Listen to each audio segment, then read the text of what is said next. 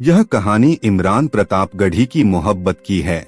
चलो कहानी की शुरुआत करते हैं। प्रतापगढ़ उत्तर प्रदेश का वह छोटा सा कस्बा जहां हवा में हमेशा शायरी की खुशबू घुली रहती है। 1987 का वह गर्म जुलाई का महीना था। मोहम्मद इमरान खान, जिसे सब प्यार से इमरान कहते थे, अभी 7 साल का ही था। उसके पिता मोहम्मद इलियास खान एक साधारण किसान थे जो दिन भर खेतों में पसीना बहाते और रात को दीवान पर लेटकर उर्दू की किताबें पढ़ते। घर में 10 भाई बहन थे और इमरान दूसरे नंबर पर। लेकिन इमरान का दिल हमेशा कुछ और कहता था। वह स्कूल से लौटते हुए रास्ते में फूलों को देखकर शेर कहता, फूलों की महक में छुपी है वो बात जो दिल को छू लेती है बिना बोले। एक शाम जब सूरज ढल रहा था और गंगा नदी के किनारे का पानी लाल हो गया था, इमरान अपने दोस्तों के साथ खेल रहा था। तभी उसकी नजर पड़ी एक छोटी सी लड़की पर। वह 8 साल की थी।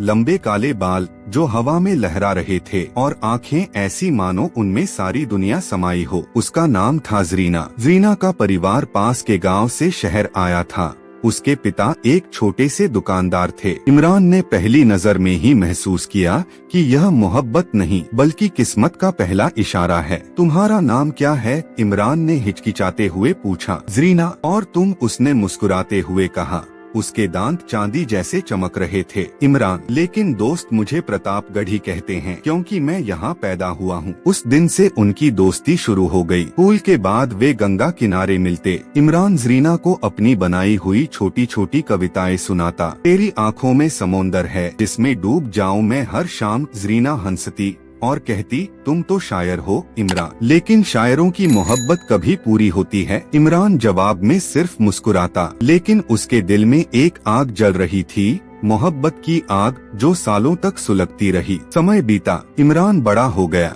अब वह कॉलेज में था, लखनऊ के एक छोटे से यूनिवर्सिटी में। उर्दू साहित्य पढ़ रहा था। लेकिन प्रतापगढ़ की यादें, खासकर ज़रीना की, उसे हर रात नींद से जगाती। ज़रीना का परिवार शहर चला गया था, लेकिन वे चिट्ठियों से जुड़े रहे। इमरान की चिट्ठियां शायरी से भरी होती। मोहब्बत के सफर में खो गया हूँ मैं, तेरी यादों के साये में जी रहा हूँ मैं। प्रतापगढ़ की धूल में बसी है वो बात जो दिल को छू लेती है बिना किसी शोर के। ज़रीना जवाब में लिखती, इमरान तुम्हारी शायरी मेरी रूह में उतर जाती है, लेकिन जिंदगी इतनी आसान नहीं। मेरे माता पिता मेरी शादी किसी और से तय कर चुके हैं। यह खबर इमरान के लिए बिजली की तरह थी। वह लखनऊ की सड़कों पर घूमता, मुशायरों में जाकर अपनी शायरी सुनाता। धीरे धीरे उसका नाम फैलने लगा। लोग कहने लगे, इमरान प्रतापगढ़ी, वो शायर जो मोहब्बत को सियासत से ऊपर रखता है। लेकिन अंदर से वह टूट रहा था। एक रात अकेले में उसने अपनी पहली मशहूर शायरी लिखी। मोहब्बत कौन करता है, सियासत कौन करता है, मुझे तो बस तेरी यादों का साथ चाहिए। तेरे चेहरे में ऐसा क्या है आखिर जिसे बरसों से देखा जा रहा है। यह शायरी मुशायरों में छा गई। लोग तालियां बजाते, लेकिन इमरान के दिल में दर्द था। वह ज़रीना से मिलने प्रतापगढ़ लौटा। गंगा किनारे जहां वे बचपन में खेलते थे, वहां ज़रीना मिली। अब वह और खूबसूरत हो गई थी, साड़ी में लिपटी, आँखों में उदासी। इमरान, मैं शादी के लिए राजी नहीं हूँ, लेकिन परिवार का दबाव है। ज़रीना ने आंसू भरी आँखों से कहा। ज़रीना, मोहब्बत कभी हार नहीं मानती, मैं तेरे लिए लड़ूंगा, इमरान ने कहा और उसे गले लगा लिया। वह पल मानो समय ठहर गया। हवा में फूलों की महक, नदी का कलकल और 2 दिलों की धड़कने, सब कुछ एक हो गया। लेकिन मोहब्बत का रास्ता कभी आसान नहीं होता। ज़रीना की शादी तय हो गई एक अमीर व्यापारी के बेटे से। इमरान ने विरोध किया, लेकिन परिवार ने उसे घर से निकाल दिया। तू शायर है, सियासत में मत घुस, उसके भाई ने कहा। इमरान लखनऊ चला गया,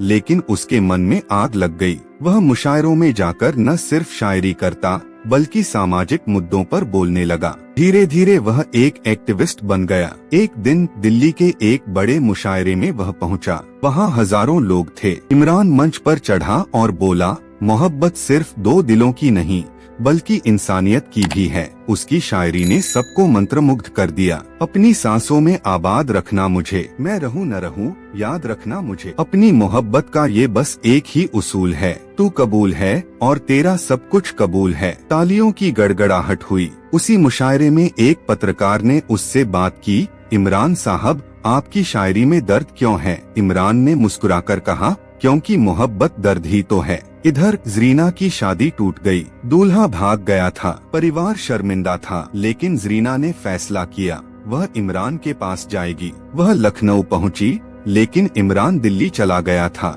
एक चिट्ठी लिखी, इमरान मैं आजाद हूँ, तेरी मोहब्बत में खो जाना चाहती हूँ। चिट्ठी इमरान को मिली जब वह एक राजनीतिक रैली में बोल रहा था। कांग्रेस पार्टी ने उसे नोटिस किया था। सियासत की दुनिया में कदम रखते हुए भी उसका दिल जरीना के लिए धड़क रहा था। वह दिल्ली से लौटा और जरीना से मिला। अब कोई तूफान हमें अलग नहीं कर सकता, इमरान ने कहा। समय और बीता।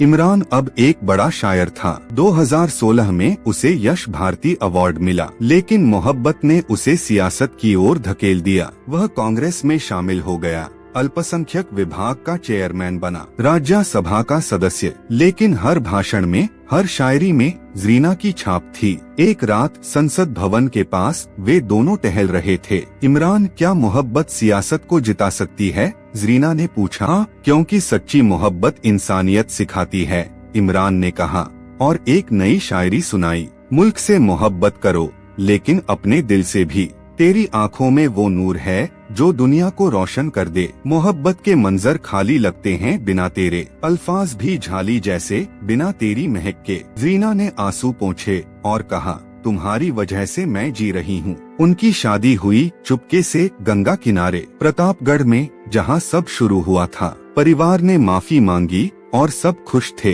इमरान की जिंदगी अब शायरी, सियासत और मोहब्बत का मेल थी। आज 2025 में इमरान प्रतापगढ़ी एक बड़ा नाम है, लेकिन उसके दिल में वही जरीना बसती है। उनकी कहानी युवाओं को प्रेरित करती है कि मोहब्बत कभी हार नहीं मानती। इमरान की एक आखिरी शायरी जो वह जरीना को सुनाता है, तेरे बिना ये जिंदगी अधूरी सी लगे, मोहब्बत की किताब में तू ही आखिरी पन्ना है, प्रतापगढ़ से दिल्ली तक ये सफर तेरा ही है। इमरान का दिल हमेशा तेरे नाम का है। और इस तरह उनकी मोहब्बत की कहानी अमर हो गई, शायरी की तरह जो दिलों में बस जाती है।